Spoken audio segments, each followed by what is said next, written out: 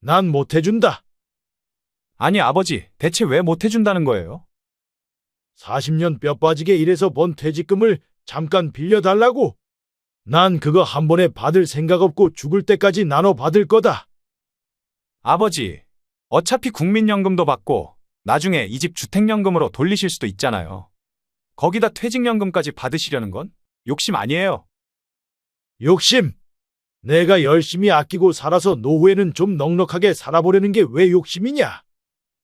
나이 들면 돈 나갈 일도 없는데 그렇게 많이 받아서 뭐 하게요? 그거 다 해도 너네 한 달 쓰는 생활비보다는 적다.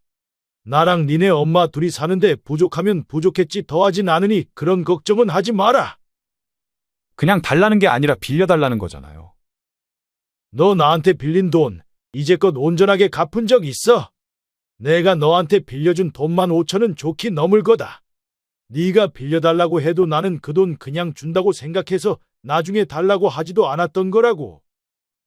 한 번에는 못 갚아도 100만 원, 200만 원 이렇게는 갚았잖아요. 그렇게 조금씩 갚다가 나중에는 입싹 닿지 않았어? 네가 갚은 돈 빼도 아직 갚아야 할 돈이 4천만 원은 넘을 텐데 그거 먼저 갚아라. 아버지, 정말 이러실 거예요. 아버지는 예전에 할머니한테 돈 많이 물려받았잖아요. 아버지는 젊을 때 그렇게 편하게 사셔놓고 저희 지금 시대가 얼마나 힘든 시대인 줄 아세요? 뭐? 편하게 살아? 너네가 나처럼 하루 종일 굶기를 해봤어. 아파도 병원에서 치료를 못 받기를 해봤어. 아빠는 니네 할머니한테 돈 받았어도 그 돈 너네 할머니 돌보는데 다 썼어. 그리고 밥에 단무지만 먹으면서 아끼면서 살아왔다. 너넨 맨날 나가서 외식하고 오마카세인지 뭔지 아는 한 끼에 몇십만 원 하는 데를 가고 돈 쓸 거 다 쓰면서 돈 없다고 징징대는 거냐? 그런 데는 매일 가는 건 아니야. 그리고 너넨 어떻게 된 게 한 달에 200 이상씩 벌면서 50만 원씩도 저금을 못 한다는 게 말이 돼? 그야 요새 물가도 비싸고 하니까 그렇지. 그러면 절약하려는 노력이라도 해봐야지. 외식 대신 집에서 요리를 해 먹던가 차 대신 지하철을 타고 다니던가. 하나도 포기하지 못하니 돈도 못 모으고 편하게 살아보려는 애비 찾아와서 퇴직금 달라는 소리나 하고 있지. 아버지, 저 정말 이번에 돈 못 갚으면 아파트 담보로 넘어가게 생겼어요. 제발 좀 도와주세요. 내가 그 돈 너한테 주면 결말은 안 봐도 비디오다. 죽이 되든 밥이 되든 네가 알아서 해결해라. 아버지, 정말 이러실 거예요. 한마디만 더 꺼내면 내쫓을 테니 그런 줄 알아라. 자식들에게 지지 않고 할 말하는 68세 최기련 할아버지. 자식들은 아버지가 퇴직하는 시점에 한 달에 한 번씩 최 씨의 집에 방문했습니다. 자식들의 목적은 아버지의 퇴직금이었습니다. 하지만 자식들은 이날도 아버지의 말에 반박을 하지 못한 채 꿀먹은 벙어리가 되어 쫓겨났습니다. 이런 최 씨와 자식들에게는 어떤 사연이 있었을까요? 최 씨는 어린 시절 홀어머니 밑에서 자랐습니다. 최 씨의 아버지는 일찍이 병으로 세상을 떠났고 최 씨의 어머니는 그렇게 이남 이녀의 자식들을 홀로 키워갔습니다. 아들을 일찍 여의고 힘들어하던 시부모님과 4명의 자식들을 먹여 살리기 위해 최 씨의 어머니는 닥치는 대로 일을 해야 했습니다. 남의 집 땅에서 농사도 짓고 시장에 가서 야채도 팔았습니다. 그러다가 일 잘하고 말도 잘하는 데다 얼굴도 고왔던 최 씨의 어머니를 질투한 농장 주인의 딸이 최 씨의 어머니에게 더 이상 농사를 짓지 못하게 하고자 누명을 씌워 최 씨의 어머니를 내쫓았습니다. 최 씨의 어머니는 곧바로 다른 일을 알아봐야 했습니다. 당장 아이들이 학교에 진학을 해야 했고 시부모님은 날이 갈수록 노쇠해졌기 때문이었습니다. 최 씨의 어머니는 그렇게 거리에서 과자를 팔다 달고나 장사를 시작했습니다. 이 당시 달고나 장사는 큰 돈 없이 차려서 돈을 벌 수 있었던 아주 작은 규모의 장사였는데 돈이 많이 드는 일이 아니라는 점이 최 씨의 어머니에게 매력적으로 다가왔습니다. 최 씨의 어머니는 너덜너덜한 상자와 함께 작은 국자에 설탕을 녹여 소다를 조금 넣어 숟가락으로 돌리며 달고나를 만들었습니다. 이때는 불도 연탄불을 떼워놓고 만들었습니다. 주변에는 과자 먹거리나 번데기, 솜사탕을 파는 사람들도 있었습니다. 그리고 여름이 되면 최 씨의 어머니는 미숫가루를 만들어 팔기도 했습니다. 이런 음식들이 이 당시에는 불량식품으로 취급받아 기피하는 사람들도 있었지만 길거리에서 사랑받는 대표적인 먹거리이기도 했습니다. 그렇게 최 씨의 어머니는 눈이 오나 비가 오나 거리로 나가 먹을 것들을 팔아 자식들과 시부모를 모셨습니다. 이후 시부모님이 돌아가시고 자식들이 결혼을 할 때까지도 최 씨의 어머니는 일을 멈추지 않았습니다. 나중에는 허리가 굽고 몸이 안 좋아져 더는 일을 할 수 없을 때가 돼서야 일을 그만두었습니다. 최 씨의 어머니는 자기에게는 한 푼도 안 써가며 아끼다가 자식들에게 그동안 모은 돈까지 살아있을 적에 모두 물려주었습니다. 하지만 최 씨는 이 돈을 그동안 고생했던 어머니를 돌보는데 거의 다 썼습니다. 최 씨는 어머니의 그런 헌신으로 대학교도 졸업하고 건설회사에 취직했습니다. 그리고 아내를 만나 일남 일녀의 자녀도 낳아 키웠습니다. 최 씨의 아내는 최 씨가 돈을 물려받았다는 사실을 알았지만 그 돈을 어머니를 위해 쓰고 싶다는 남편의 말에 흔쾌히 지지해줬습니다. 반면 최 씨 아내의 부모님은 최 씨의 아내를 출가외인이라 여기며 아들들에게만 돈을 물려주었기에 최 씨네는 그렇게 없는 형편으로 살림을 시작해야 했습니다. 최 씨는 직장 근처에 집을 구해 살고 있었습니다. 집을 살 형편은 아니었기에 월세로 결혼 생활을 시작했습니다. 처음 들어갔던 집은 네 식구가 살기에는 조금 좁은 집이었지만 최 씨네는 집 욕심을 부리지 않고 아껴가며 돈을 모아갔습니다. 그리고 최 씨의 어머니가 그랬던 것처럼 최 씨도 자식들을 위해 헌신했습니다. 자식들은 그렇게 최 씨의 지원하에 대학을 졸업해 취직을 하고 결혼도 했습니다.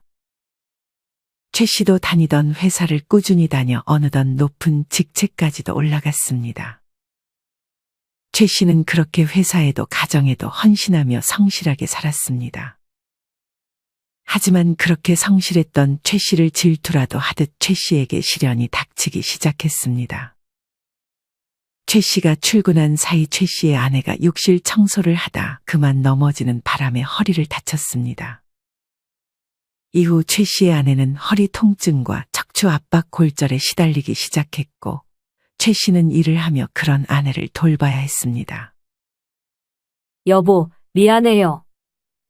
미안할 게 뭐가 있어?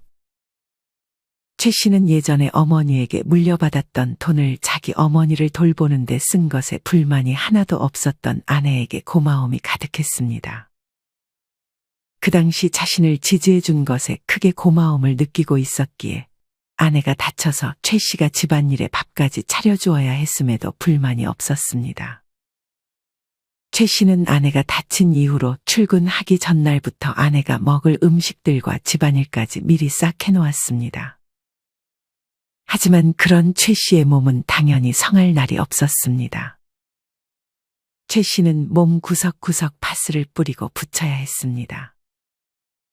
아내는 거동이 불편했지만 그런 최 씨를 위해 앉은 채로 마사지를 해주기도 했습니다. 최 씨의 자식들이 최 씨를 대신해 반찬을 가지고 오거나 약을 대신 타오는 날도 많았습니다. 최 씨는 이런 자식들에게 고마움을 느꼈습니다.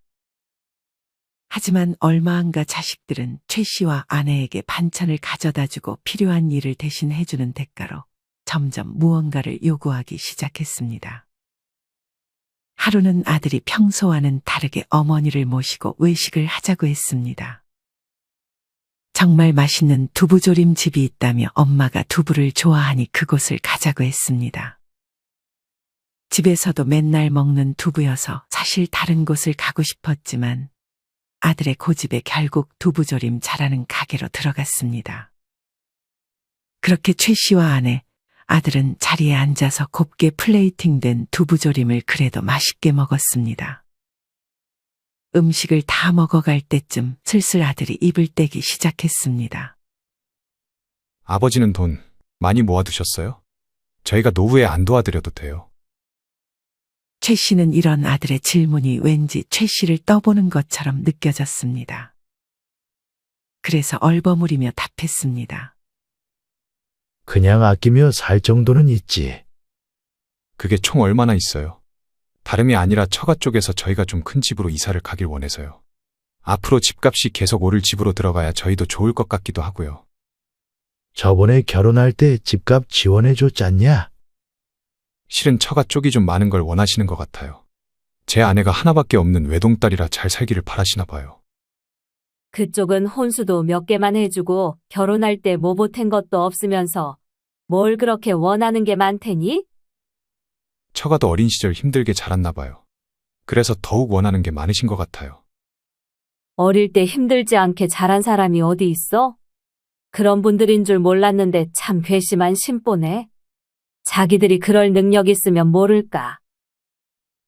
최 씨는 입맛이 떨어졌는지 젓가락을 내려놓았습니다. 솔직히 말씀드리면 무슨 뜸을 들여? 얼른 말해. 장인 장모님은 제 아내가 저랑 이혼하기를 바라세요. 제가 입는 옷들이나 차를 보면서 제가 있는 집안 자식인 줄 알았나 봐요. 평소 명품옷과 외제차를 좋아했던 최 씨의 아들은 결혼 당시 버는 돈을 다 외관을 가꾸는 데에 쓰곤 했습니다. 제 아내는 예전에는 그런 말들 신경 쓰지 말라고 하더니 이제는 자기도 부모님 말을 따라야 할 것 같다면서 점점 변해가고 있는 것 같아요. 최 씨는 이런 아들의 말에 한동안 멍하니 먹다 남은 두부조림만 바라볼 뿐이었습니다. 처가에서 내건 조건이 목 좋은 곳에 아파트를 하나 장만하는 거예요. 아파트 하나만 장만하면 더 이상 딸에게 이혼이라는 말은 꺼내지 않겠다네요. 울먹이는 아들의 말에 최 씨와 아내는 안쓰러우면서도 황당함을 감출 수 없었습니다. 당연한 얘기지만 최 씨와 아내는 아들의 요구를 들어줄 수 없었습니다. 정말 아들의 말이 사실이라면 오히려 최 씨가 아들을 당장이라도 이혼을 시키고 싶었습니다. 그런 아들의 요구를 최 씨가 단번에 거절하자 이때는 아들이 최 씨를 이해한다며 알겠다고 말하고 헤어졌습니다. 하지만 얼마 안가 또 안 좋은 소식이 들려왔습니다. 최 씨의 아들이 아내와 헤어지기 싫어 잘 다니던 회사를 때려치고 사업을 시작했다는 것이었습니다. 아들이 사업을 시작한 이유는 집을 못 사는 대신 사업이라도 해서 돈이라도 많이 벌라는 처가의 요구 때문이었습니다. 지금 여러분이 느끼는 감정들처럼 최 씨의 부모님도 이런 아들이 한심하기 짝이 없었습니다. 하지만 이미 아들은 자기 아내에게 푹 빠져 있어 헤어지는 것만은 막고 싶어 했던 것 같았습니다. 이런 상태에서 아들 스스로 제대로 의사결정을 할 리 만무했습니다. 아들이 사업한다는 소식을 듣고 얼마 안가 이번에 아들은 최 씨의 집에 반찬을 바리바리 싸들고 왔습니다. 두부조림에 두부전, 마파두부까지 출소한 것도 아닌데 두부를 좋아한다니 두부만 잔뜩 해서 가지고 왔습니다. 그러면서 최 씨와 아내에게 앉아있으라고 하고 밥을 차려줬습니다. 이번에는 밥을 먹는 중간에 최 씨가 먼저 아들에게 물었습니다. 이번엔 무슨 말을 하려고 왔니? 아들은 그런 최 씨의 말에 사례가 들렸는지 기침을 하며 물을 마시고 작심하듯 말을 꺼내기 시작했습니다. 아버지, 이제 은퇴할 시기 얼마 안 남았죠? 제가 이번 사업을 꼭 성공해야 하는데 사업 자금이 필요해요. 정말 좋은 아이디어가 있어서 사업을 하고 싶은데 돈이 없으니까 아무것도 시작할 수가 없겠더라고요. 하지만 최 씨는 이미 알고 있었습니다. 아들은 아내와 헤어지지 않기 위해 짧은 시간 안에 성공해야 했고 그렇게 급하게 해서는 절대 사업을 성공할 수 없다는 사실을 말이죠. 최 씨는 이런 아들의 말을 듣고만 있다가 작심한 듯 말했습니다. 아들아, 그냥 이혼하는 게 어떻겠니? 그런 아버지의 말에 아들은 발끈했습니다. 네? 이혼이라뇨? 아버지, 어떻게 그렇게 말할 수가 있어요? 저는 지금 제 가정 지키려고 목숨을 걸었다고요. 안 도와주실 거면 그냥 도와주기 싫다고 말씀하세요. 아버지 어머니는 저 사랑하는 거 맞아요? 이렇게 아들이 힘들어하는데 어떻게 그렇게 외면하실 수가 있어요? 솔직하게 말씀드리면 지금 사는 집도 담보로 넘어가게 생겼어요. 지금 아주 절박하다고요. 제발 한 번만 도와주세요. 아들의 말을 들은 최 씨와 아내는 연신 한숨을 내쉴 뿐이었습니다. 사고는 다치고 찾아와서 도와달라고 하면 어쩌자는 거야. 최 씨는 그런 아들에게 모질게 도와주지 않을 거라고 말은 했지만 속으로는 많이 고민할 수밖에 없었습니다. 정말 퇴직금을 한 번에 받아 자식들을 도와줄까 하는 생각도 했습니다. 한편 최 씨의 딸도 금전적으로 어렵기는 마찬가지였습니다. 딸의 남편은 삼남 이녀 중 장남이었는데 부모님이 장남에게 희생을 강요해 결혼할 때 아무것도 해주지 않았습니다. 딸이 사위에게 들은 말에 의하면 딸의 시어머니는 자기 자식 중 유독 막내딸을 아꼈다고 했습니다. 그래서 어릴 때 상대적으로 애정을 좀 덜 줬다는 이유로 재산도 막내딸에게 많이 주고 다른 형제들에게도 막내딸을 많이 도와달라고 했다고 합니다. 그래서 딸의 남편도 결혼할 때 아무것도 해오지 않았습니다. 하지만 이때만 해도 최 씨는 딸이 이제 성인이 됐으니 굳이 도와주지 않아도 조금씩 아껴가며 모아가면 된다고 생각했습니다. 그렇게 아무것도 해주지 않았으면 최 씨처럼 간섭이라도 하지 말 것이지 딸의 시어머니는 아들 내외의 살림의 간섭까지 일삼았습니다. 밥은 흰밥 먹으면 몸에 안 좋다. 잡고기랑 섞어서 먹어라. 덥다고 찬물 먹으면 안 된다. 고기 종류 많이 먹지 말고 몸에 좋은 채소류 많이 먹어라 하는 말들을 아들에게 하는데 최 씨의 딸에게는 마치 그것이 내 아들 그렇게 먹어야 하니까 네가 좀 신경 써라 하는 말처럼 들렸습니다. 그리고 사돈네는 자기 자식들에게 키워준 보상을 바라기도 했습니다. 자기 차도 바꿔달라고 하고 자기들 더 좋은 집으로 이사가고 싶다는 말을 자주 했습니다. 나중에 다 농담이었다고 말하긴 했지만 평소에 그런 말을 아무렇지 않게 하니 진짜 바라는 건가 싶었습니다. 딸이 한 번은 남편이 시어머니와 카톡으로 주고받은 대화 내용을 봤는데 대화하는 내내 시부모는 본인들이 받고 싶은 것들에 대한 이야기만 했고 딸은 그런 카톡을 보며 뭐 해줬다고 그렇게 받고 싶은 것이 많은지 정말 이해할 수가 없었습니다. 안 그래도 아껴야 하는데 시부모님이 보상까지 바라니 딸은 그런 고민을 최 씨에게 털어놓았습니다. 이런 딸의 사정을 알았기 때문에 최 씨는 딸이 집에 올 때 항상 빈손으로 와도 이해했습니다. 돈 나갈 일이 이렇게 많은데 돈을 대체 언제 모을 수 있는 거야? 뭐에 그렇게 많이 쓰는데? 아직 자식도 없잖아. 최 씨가 딸에게 역으로 물어봤습니다. 그야 먹을 거 먹고 시부모 챙기고 가끔 여행도 가고 옷도 사고 하면 진짜 남는 게 없어. 저금은 생각도 못하고 있어. 여행도 가고 옷도 사고 외식도 많이 하니까 저금을 못하는 거 아니야? 그거라도 해야 스트레스 풀리지. 안 그러면 진짜 못 버틸 것 같아. 이런 시대에 자식을 어떻게 낳아? 자식 낳으면 빚만 쌓여버릴 거야. 최 씨의 딸은 간호사 교대 근무 일을 하고 있었습니다. 매번 일하고 집에 오고를 반복하다 보니 돈이라도 써야 스트레스가 풀린다는 것이었습니다. 최 씨는 그런 딸이 별로 이해가 가지 않았습니다. 딸은 외식을 즐겨 했고 옷도 매번 계절이 바뀔 때마다 구매하고 여행 가는 사진들을 자주 올리곤 했습니다. 최 씨가 보기엔 딸의 씀씀이가 문제였습니다. 그래서 말인데, 아빠 모아놓은 돈 좀 없어? 그걸 그렇게 대놓고 물어보냐? 아니, 집이라도 있어야 마음 편할 것 같은데 당장 가진 게 집 한 채도 없으니 마음이 불안하다고. 그러게 그때 너 모아둔 돈 같이 해서 작은 집이라도 장만했으면 좋았잖아. 너가 그때 더 큰 집 욕심 부려서 나중에 살 거라며 그 돈 다른 데 쓰지 않았어? 그때는 몰랐지. 최 씨는 이런 자식들에게 오히려 성인이 되어도 간섭을 했어야 했나 하는 생각이 들기도 했습니다. 그렇게 시간이 흘러 최 씨도 은퇴할 시기가 다가왔습니다. 최 씨가 다니던 회사에서는 최 씨가 나이가 들어도 일을 잘했기에 최 씨의 은퇴 정년을 많이 늦춰주었습니다. 아직 회사는 최 씨를 필요로 했지만 최 씨는 이제 쉬면서 아내와 남은 인생 편하게 즐기기를 원했습니다. 최 씨가 받을 퇴직연금과 국민연금, 거기다 만약 머무르는 집을 주택연금으로 돌리기까지 하면 최 씨는 몸이 안 좋은 아내를 돌보며 살아가는데 문제가 없을 것 같았습니다. 하지만 예상치 못하게 병원비가 많이 나갈 수 있기 때문에 연금 중 어느 한 가지도 포기할 수 없었습니다.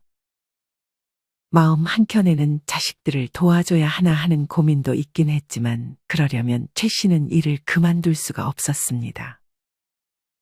하지만 가뜩이나 회사 일에 집안일까지 도맡아 하던 최 씨였기에 일을 더하는 선택이 좋은 선택은 아니었습니다.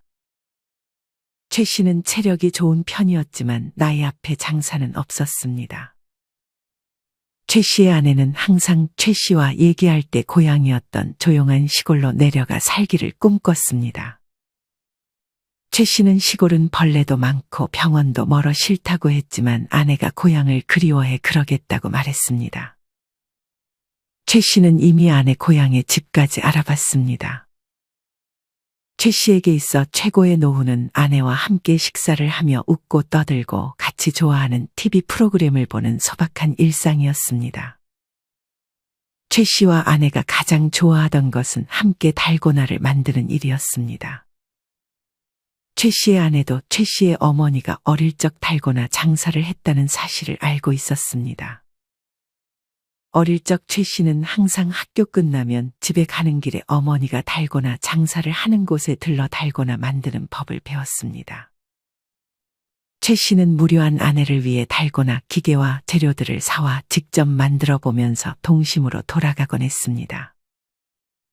이렇게 아내와 함께하는 노후를 위해서 최 씨는 자신의 연금을 지켜야 했습니다. 한번 최 씨는 친구에게 퇴직금을 받아 자식들을 도와주는 것에 대한 고민을 털어놓았습니다. 최 씨가 만난 친구는 퇴직연금을 일시금으로 지급받았었습니다. 그런 최 씨가 고민을 말하자마자 친구는 고개를 가로저었습니다. 퇴직금을 한 번에 받는 건 미친 짓이야. 무조건 죽을 때까지 나눠서 받아. 나처럼 후회하지 말고. 자꾸 자식들이 뭐 해달라 하는데 거절할 때마다 마음이 안 좋아. 그냥 딱 잘라서 못 해준다고 해. 돈이 있어도 해주지 말아야 하는데 돈 다 털리고 나중에 효도한다는 사람 주변에 없다. 최 씨의 친구는 퇴직금을 한 번에 받아 카페를 열었다가 2년 만에 그 돈을 모두 잃었습니다. 자식들은 자기들 안 도와줬다고 이제 아버지를 찾아오지도 않았고 최 씨의 친구는 돈까지 잃어 모든 것을 잃었다며 후회한다는 말을 최 씨에게 전했습니다. 하지만 친구는 그 돈을 자식들에게 줬어도 똑같이 안 좋은 결말을 맞았을 거라는 말도 덧붙였습니다. 이런 최 씨의 친구도 최 씨와 마찬가지로 많은 거 안 바라고 아내와 밥 먹으면서 자기 집에서 죽는 게 평생 소원이라고 했습니다. 하지만 수중에 가진 돈이 많지 않으니 요양원 가는 신세가 될 것 같다며 최 씨가 따라준 소주 한 잔을 쓰게 들이켰습니다. 최 씨는 이런 친구의 말을 들으며 한 번 더 다짐했습니다. 그렇게 최 씨는 사는 집을 처분하고 아내 고향에 봐둔 시골집으로 이사를 왔습니다. 자식들에게는 굳이 이 사실을 알리지 않고 이삿짐을 다 풀고 나서야 이사 왔다는 사실을 알렸습니다. 이에 아들은 집 한도는 어떻게 했냐고 최 씨에게 먼저 물어봤습니다. 이 집 사는데 다 썼지. 그러면 퇴직금은요? 이미 연금으로 신청했다. 아니, 아버지. 저희랑 상의도 없이 그 모든 것을 다 결정해 버리시면 어떡해요? 내가 이걸 왜 너네랑 상의해야 하는 거야?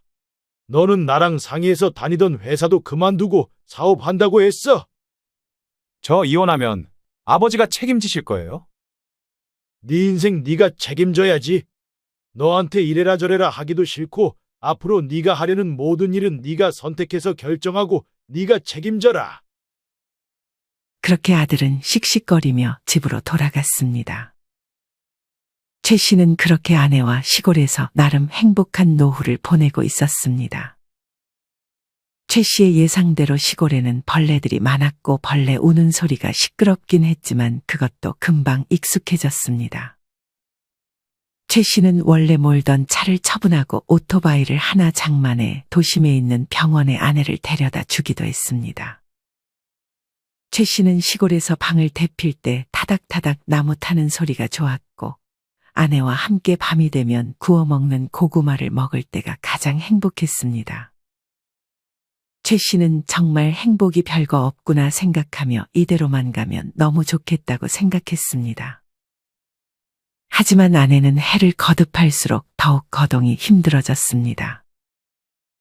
최 씨는 그런 아내를 챙기기 위해 지속적으로 자신의 건강을 챙겼지만 점점 최 씨의 허리도 굽어가기 시작했습니다.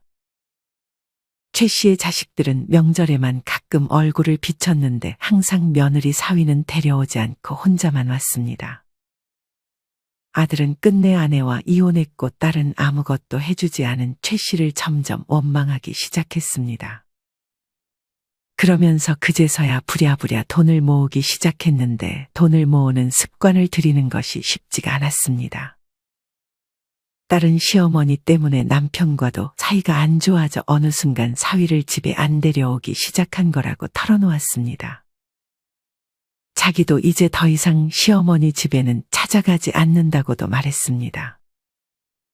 한동안 자식들은 최 씨의 집에 와서 화를 내고 가는 일이 많아졌습니다.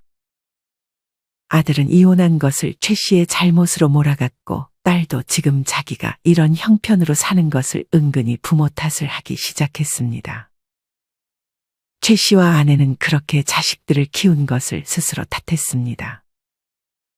최 씨는 연금은 건드리지 않고 집을 팔아 남은 목돈을 자식들에게 주기로 마음먹었습니다. 그 돈은 사실 죽을 때나 물려주려고 했지만 계속 찾아와서 자식들이 최 씨네를 괴롭히니 방법이 없었습니다. 대신 조건을 하나씩 내걸었습니다. 아들에게는 다시 회사를 다니면 돈을 주겠다고 했고 딸에게는 가지고 있던 명품들을 팔고 매달 일정 금액을 IRP 계좌를 만들어서 넣으라고 했습니다. 그렇게 하지 않으면 다시 돈을 돌려받겠다는 각서까지 썼습니다. 그리고 이 이상 금전적인 요구를 하지 않겠다는 말까지 쓰게 했습니다. 큰 돈을 물려받는 것에 비하면 어려운 일은 아니었기에 자식들은 이런 최 씨의 결정을 크게 반겼습니다.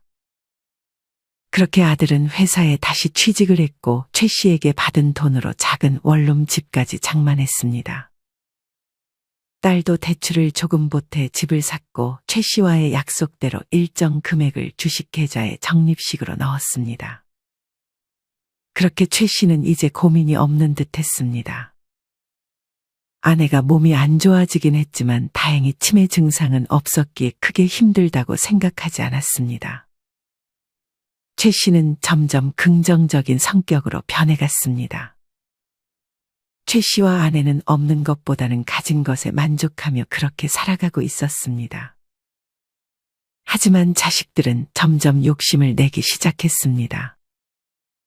아직 최 씨가 재산에 대해 자식들에게 다 밝히지 않았는데 저번에 목돈을 받은 후로 최 씨가 가진 돈이 많다고 생각했던 것 같았습니다.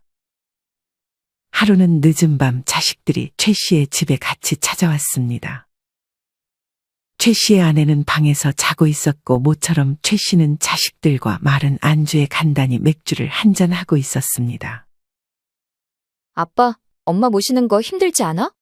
요새 요양원 다들 들어가는데 엄마도 슬슬 요양원에 모시는 게 어때? 그래요, 아버지. 아버지도 언제까지 오토바이 몰지도 모르고 그러면 병원 가기도 불편할 텐데 어차피 저 혼자 사니까 아버지는 저희 집에 모실게요. 최 씨의 자식들은 그렇게 친하지 않았는데 오늘따라 쿵짝이 잘 맞았습니다. 하지만 최 씨는 단호하게 대답했습니다. 그런 생각은 한 번도 안 해봤고 앞으로도 그런 일은 없을 거다. 네 엄마도 낯선 곳 싫어하고 아빠 옆에서 죽겠다고 매일 말하는데 내가 어떻게 요양원에 보내겠냐? 같이 들어가는 거면 몰라도 그래도요, 아버지. 엄마 언제 몸 더 안 좋아질지 모르잖아요. 너네 정말 이 엄마 아빠를 걱정하는 게 맞냐? 자꾸만 그만 얘기하라 그래도 자식들은 오늘 결판을 보겠다는 각오로 얘기를 이어가기 시작했습니다. 걱정돼서 그러는 거지. 아빠 몸도 이제 점점 안 좋아질 텐데. 너네가 언제 이 엄마 아빠를 모셔봤다고 그런 얘기를 해? 너 보면 모시는 게 쉬운 줄 알아? 내가 장담하는데 너네 한 달도 못 버티고 내쫓으려고 할 거다. 에이, 아버지. 저희가 자식인데 부모를 내쫓겠어요? 그냥 엄마 요양원 보내고 아버지는 저희 집이나 집 근처에서 편하게 지내세요. 너네도 다 일 가는데 예비 혼자 거기서 뭘 하겠냐? 아빠 근데 연금은 얼마 받아? 엄마 요양원 보내면 그 돈 좀 넉넉하게 남지 않아? 자식들은 갑자기 연금 얘기를 꺼내며 슬슬 본색을 드러내기 시작했습니다. 나이 들면 쓸 돈이 뭐가 있다고. 한 달에 100만 원 정도면 충분하지. 퇴직연금은 중도해지 할 수 있지 않아? 그 돈으로 나 대출 좀만 갚아주면 안 돼. 요새 이자가 너무 비싸서 생활비가 다 이자로 나가는 것 같아. 아버지, 저는 이번에 여자친구가 생겼는데요. 여자친구가 결혼식을 올리고 싶어 해서요. 많이는 아니고 조금만, 정말 조금만 도와주시면 안 될까요? 아니면 연금을 담보로 대출 받는 건 어떠세요? 금액이 꽤 될 것 같은데. 대출 이자는 저희가 갚고 원금도 조금씩 저희가 갚아나갈게요. 최 씨는 이제 정말 지긋지긋했습니다. 차라리 돈이 한 푼도 없으면 자식들이 이렇게 찾아올 일도 없으니 마음은 편하겠구나 하는 생각까지 들었습니다. 최 씨는 지금 받는 연금뿐 아니라 가지고 있는 재산에 대해 자식들이 알게 되면 자식들의 요구가 끝이 없을 것 같았습니다. 최 씨는 거짓말을 조금 섞어 저번에 자식들에게 준 돈 빼고 남은 재산 없고 받는 연금은 매월 생활비 간당간당하게 나오는 정도라고 말을 했습니다. 진짜 받는 연금을 말해주면 그것도 욕심낼 것이 뻔했습니다. 최 씨는 그 자리에서 자식들을 내쫓았습니다. 자고 갈 생각이었다며 술 먹어서 운전 어떻게 하냐는 자식들의 말을 들은 채도 안 하고 자식들을 내쫓아 버렸습니다. 그러고는 상을 치우고 아내가 자고 있는 방으로 들어갔습니다. 최 씨가 방에서 들어선 순간 최 씨의 아내가 숨죽여 우는 소리가 들려왔습니다. 아내는 자지 않고 최 씨와 자식들이 하는 말들을 다 듣고 있었던 것이었습니다. 최 씨의 아내는 눈물이 없는 사람이었습니다. 최 씨는 감정 굴곡이 없고 미움이 없었던 그런 아내가 좋았고 같이 살다 보니 아내의 많은 부분을 배워서 좋을 때가 많았습니다. 하지만 최 씨는 그런 아내의 눈물을 거의 처음 봐서 더욱 마음이 아팠습니다. 아내의 눈물에는 자식들에 대한 미움과 남편에 대한 고마움이 동시에 담겨 있었습니다. 최 씨는 그런 아내를 달랬습니다. 그러고는 요양원에 들어갈 일은 절대 없을 거라고 말했습니다. 하지만 자식들 말대로 점점 최 씨도 몸이 안 좋아져 갔습니다. 당장 오토바이를 언제까지 탈 수 있을지 몰랐던 최 씨는 아내에게 도심으로 가자고 설득했습니다. 넓은 집은 굳이 필요 없었기에 최 씨는 고령자 복지주택이나 공공임대주택을 알아봤습니다. 자격 요건이 매우 까다로울 줄 알았지만 생각보다 그렇게 까다롭지는 않아서 최 씨는 머지않아 그곳으로 들어갈 수 있었습니다. 집은 10평 남짓했지만 어차피 집이 넓으면 청소하는 것만 힘들었기 때문에 그 정도면 충분하다 생각했습니다. 최 씨는 자식들에게 이사간 위치를 알려주지 않았습니다. 아내가 자식들을 별로 보고 싶어 하지 않았기 때문이었습니다. 자식들에게는 연락이 자주 왔지만 최 씨는 안부 정도만 확인하고 길게 대화하지는 않았습니다. 최 씨와 아내는 자식들에게 물려주려고 했던 돈들도 그냥 다 쓰고 갈 생각이었습니다. 하지만 이제 돈 좀 펑펑 쓰려고 하니 별로 돈 쓸 일이 많지 않았습니다. 아픈 아내와 할 수 있는 것이 제한적이었기 때문이었습니다. 젊었을 적 가끔은 여행도 가고 정말 근사한 레스토랑도 아내가 건강할 때 가볼 거라는 후회를 했습니다. 아내는 시간이 갈수록 몸이 더욱 안 좋아져 갔습니다. 병원에 갔지만 병원에서는 노화의 과정이라며 약을 주는 것밖에 해줄 것이 없다고 말했습니다. 병원에서는 계속 입원을 해야 한다고 했지만 아내는 그냥 퇴원하기를 원했습니다. 남편은 아내를 집에서 지극정성으로 간호했습니다. 자식들보다 아내가 최 씨에게는 가장 소중한 사람이었습니다. 그렇게 아내는 최 씨의 곁에서 조용히 숨을 거뒀습니다. 최 씨는 아내의 장례식을 조용하게 치렀습니다. 자식들도 부르지 않았습니다. 아내가 내가 죽으면 그냥 자식들은 부르지 말라고 신신당부했기 때문이었습니다. 최 씨는 남은 돈 전부를 최 씨의 아내처럼 거동이 불편한 사람들을 위해 기부했습니다. 이후 엄마가 돌아가셨다는 사실을 안 자식들은 최 씨에게 와서 화를 냈습니다. 아버지, 어떻게 엄마가 돌아가셨는데 안 부르실 수가 있어요? 저흰 그것도 모르고. 네 엄마의 부탁이었다. 더 이상 너네 보고 싶지 않다고. 그러게 평소에 잘하지 그랬냐? 너희는 안 늙을 것 같아. 너희는 엄마처럼 걷지 못하게 될 날이 안 올 것 같아. 너희가 엄마를 요양원 보내자고 하는 말 엄마가 다 들어버렸다. 그날 이후 너희에게 완전히 마음의 문을 닫은 것 같아. 내가 너네 엄마 앞에서 너희 편을 들었지만 소용없었다. 단지 그날 너희가 한 말 때문만은 아니겠지. 평소 너희 행동에서 니네 엄마는 느끼고 있었던 거야. 니네 엄마 살아계실 적에 아픈 다리 한 번이라도 주물러 준 적 있어? 너네 살기 바쁘다고 신경 못 쓴 것도 다 너네 선택이고 저번에도 말했지만 이제 너희가 한 행동에 대해서는 다 너네가 책임져라. 난 너희가 평생 죽을 때까지 엄마한테 미안해하며 살길 바란다. 그렇게 장례식장을 마지막으로 최 씨는 자식들과의 연을 끊었습니다. 전화번호도 바꾸고 사는 곳도 모르니 자식들로서는 최 씨의 소식을 알 수 없었습니다. 최 씨는 살던 곳에서 계속 지내면서 할머니의 물건도 치우지 않고 할머니를 그리워했습니다. 그러던 어느 날 최 씨가 길을 걸어가는데 달고나 장사를 하는 곳이 있었습니다. 이거 하나 해보고 싶은데 해봐도 될까요? 장사하던 분은 노인이 왜 이런 걸 하냐고 반문했지만 최 씨는 열심히 바늘로 별 모양의 달고나를 찔렀습니다.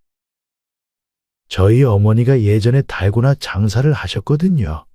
아내랑도 집에서 할 일 없을 땐 이거 하면서 놀곤 했는데 이제 집에 아내가 없으니 해볼 일이 없었어요. 오랜만에 하니까 재밌네요. 최 씨는 그렇게 별 모양의 달고나를 손쉽게 완성시키고는 자리를 떠났습니다. 여러분은 이런 최 씨의 사연을 어떻게 들으셨나요? 최 씨는 끝까지 자신이 받은 연금과 재산을 자식들에게 알려주지 않았고 자식들이 힘들다는 말에도 흔들리지 않고 재산을 지켰습니다. 자식들이 힘들다고 도와달라고 요청할 때 도와주는 부모님들도 많이 계실 것입니다. 하지만 자식들이 힘들다고 해서 무작정 도와줘 버리면 안 좋은 결과가 생기는 경우가 더 많습니다. 특히나 최 씨의 아들처럼 갑자기 사업을 하겠다고 지원을 해달라고 했을 때 덜컥 지원을 해줘 버리면 이는 자식에게도 부모님 자신에게도 최악의 결과를 가져올 수도 있습니다. 이런 일을 방지하기 위해서는 자식들이 만약 재산에 대해 물어봤을 때 답하지 않거나 모은 돈 별로 없다고 말하는 것이 좋은 것 같습니다. 간혹 부모님들 중 잘 살아왔다는 것을 자식들에게 인정받기 위해 재산이 얼마 있는지 다 알려주기도 합니다. 물론 자식들이 부모님 모실 걱정할 필요 없다고 안심시켜 줄 수는 있지만 굳이 그런 질문에 답할 필요는 없는 것 같습니다. 많은 어르신분들이 말씀하시듯 나이 들어 가장 중요한 돈과 건강. 우리 부모님들은 노후에 꼭 이 두 가지는 잘 지키셨으면 좋겠습니다. 이상으로 오늘의 영상을 마치겠습니다. 우리 모든 구독자분들의 행복한 여생을 응원합니다. 다음에 더 좋은 내용으로 찾아뵙겠습니다. 감사합니다.